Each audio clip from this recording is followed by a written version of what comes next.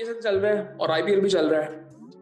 PSL में भी आज एक मैच था और आईपीएल में भी आज एक मैच था। पीएसएल वाला मैच अगर मैं देखूं तो एकदम आई थिंक कह सकते हैं कि बिल्कुल वन साइडेड मैच था। 10 विकेटों से क्वेटा ने मुल्तान को हरा दी है और मुल्तान किसी भी तरह से ना वो बैटिंग में, मुझे समझ नहीं उन्होंने बैटिंग की किस तरह से।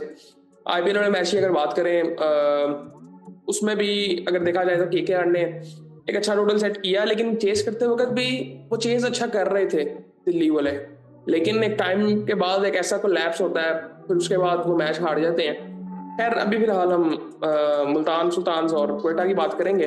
मुल्तान सुल्तान ने पहले बैटिंग की और यासिर खान जल्दी आउट हो गए। रिजवान एंड तक नॉट आउट रहे। 44 रन उन्होंने बनाए 44 बॉलों में। सामने से आउट होते जा रहे थे। उस्मान खान 0 रन, कामरान गुलाम 3। आज एक आयरिश आई थिंक ये हैं बैट्समैन, वो खेल रहे थे कर्टिस कैम्फर, वो भी 4 रन बना के आउट हुए। इफ्तिखार अहमद 6 रन बना के आउट हुए। माइकल ब्रेसवेल 0, डेविड विले 7, उसामा मीर 11, मोहम्मद हसनैन 2, उबैद शाह 1, 6 एक्स्ट्रा थे तो 89 रन बनाए मुल्तान सुल्तान ने। और अब इसमें मैं क्या बात करूं, मुझे समझ नहीं आ रही। एक तो बैटिंग इन्होंने गंदी की है कि मुझे समझ नहीं। यासिर खान आई थिंक 2-3 दफा वो इस तरह से आउट हुए हैं और आई थिंक ऐसी जब अपॉर्चुनिटी मिलती है तो बैट्समैनों को खुद भी देखना चाहिए कि आपको ऐसे ये चीज़ अपॉर्चुनिटी फिर मिलेगी कब आपको। यहाँ पे आपको लोग देख रहे हैं और आपने अपॉर्चुनिटी लूज कर दी है आई थिंक। उसके बाद उस्मान खान को भी थोड़ा सा देखना चाहिए यार।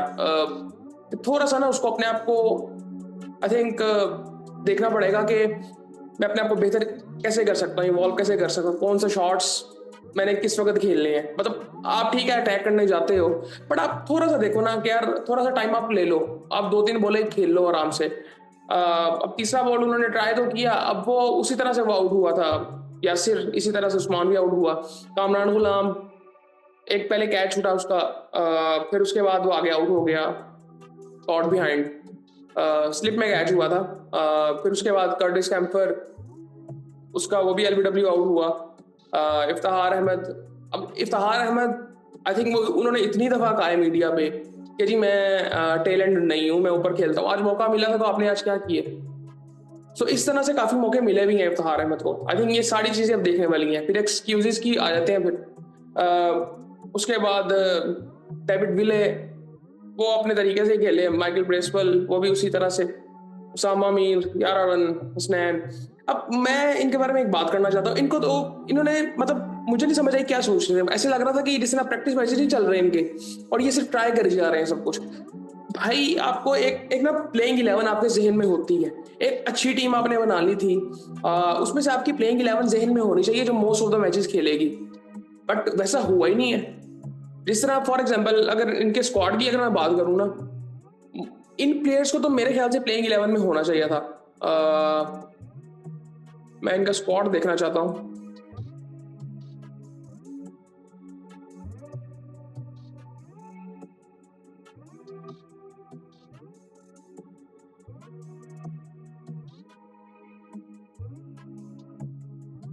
इस तरह अब अगर बात करें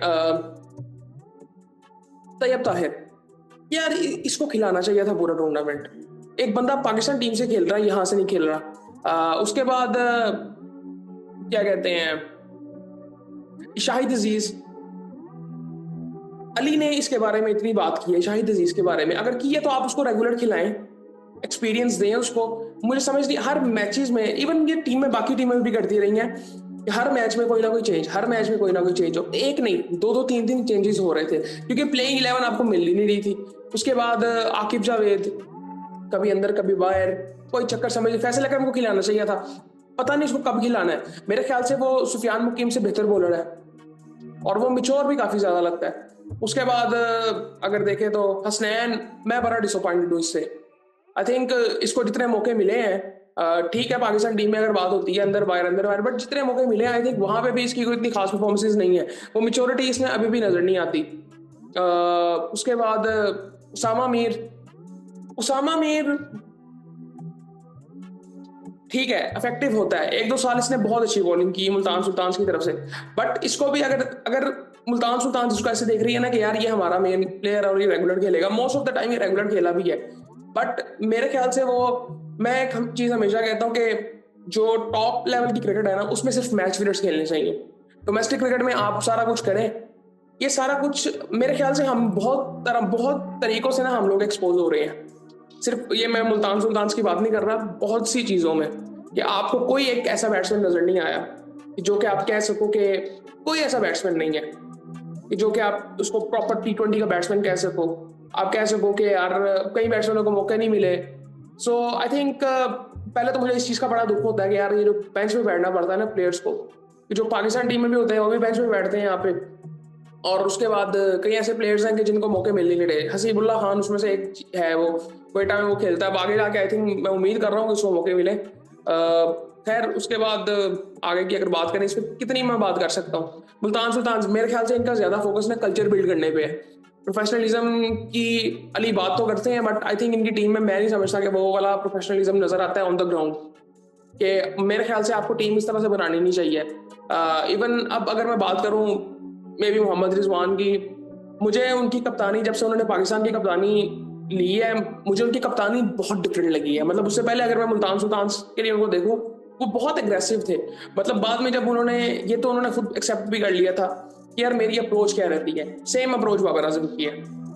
तो फिर उस अप्रोच के साथ आजकल की क्रिकेट खेली नहीं जा सकती, बड़ी सिंपल सी बात है।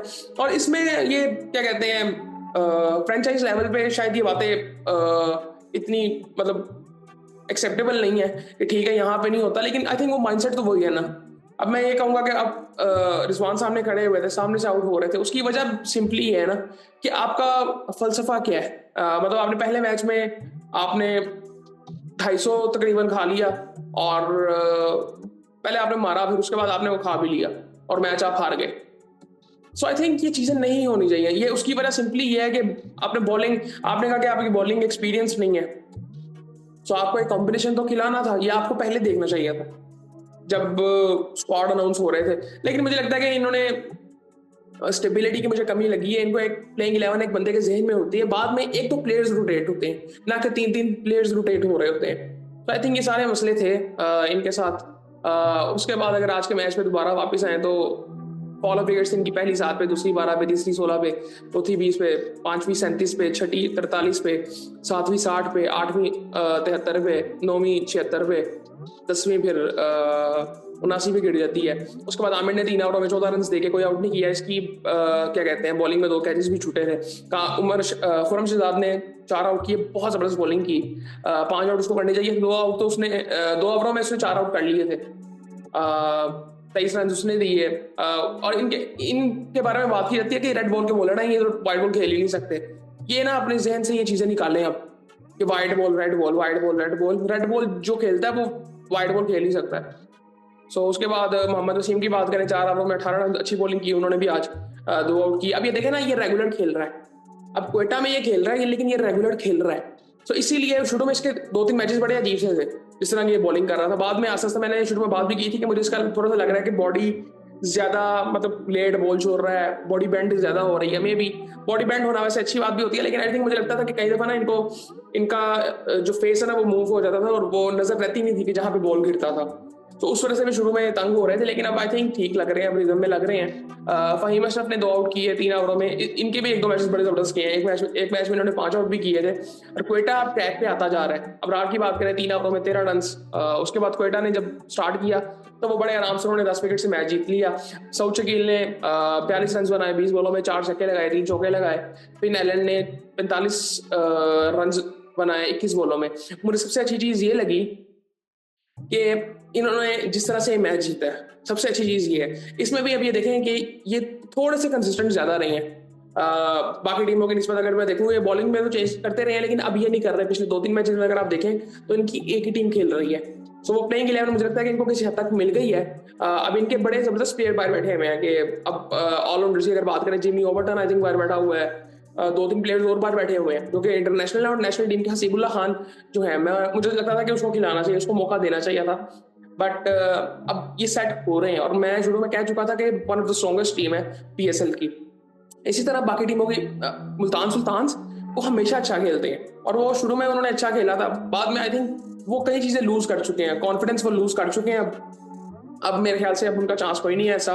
कि वो आई थिंक उनके 3 मैच रह गए हैं, तो अब कोई इतना खास चांस नहीं, एक मैच आई थिंक शायद जीते हुए हैं वो।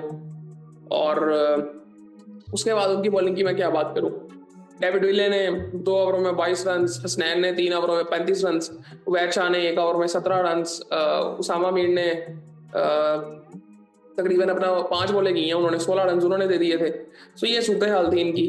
और बाकी आई थिंक ये काफ़ी ऐसी चीज़ें हैं देखने वाली। मुझे टाइम नहीं मिल रहा, वरना मैं कुछ वीडियोस बनाना चाह रहा था कि प्लेइंग 11 अब क्या हो सकती है आईपीएल में भी और पीएसएल में भी टीमों की, क्योंकि मुझे आईपीएल में भी बड़ी अजीब सी चीज़ इस दफ़ा नजर आ रही है कि बहुत ट्राई किया जा रहा है, ट्राई एंड टेस्ट बहुत ज़्यादा हुआ है। सो वो टीमें एक दफ़ा वो कहते हैं ना, एक कलरफुल टीमें होती हैं, लेकिन वो बिल्कुल ही ब्लैक एंड व्हाइट टीमें नजर आई हैं। बिल्कुल पता ही नहीं चल रहा था कि आई थिंक मुझे लग रहा था कि बिल्कुल ही ना, आई थिंक एक वो कहते हैं ना कॉन्फिडेंस भी लूज, एक वो फेड आउट हो जाता है इंसान नहीं, टीमें फेड आउट हो गई हैं, कि वो जो उनकी पहचान है वो नजर ही नहीं आ रही थी उसमें। सीएसके एक मेन एग्जांपल है उसकी, कि जिस तरह से हम उनको जानते हैं वो परफॉर्मेंसेज उनकी तरफ से है नहीं। सो देखते हैं, अगर टाइम मिलता है तो मैं वो उस पर करता हूँ, बनाता हूँ उस पर वीडियोस। आई थिंक वो बड़ी इंपॉर्टेंट है पीएसएल के लिए स्पेशली, अगर देखना पड़ेगा कि अब क्या प्लेइंग 11 हो सकती है हर टीमों की। सो बाकी फिर आपसे बात होती है।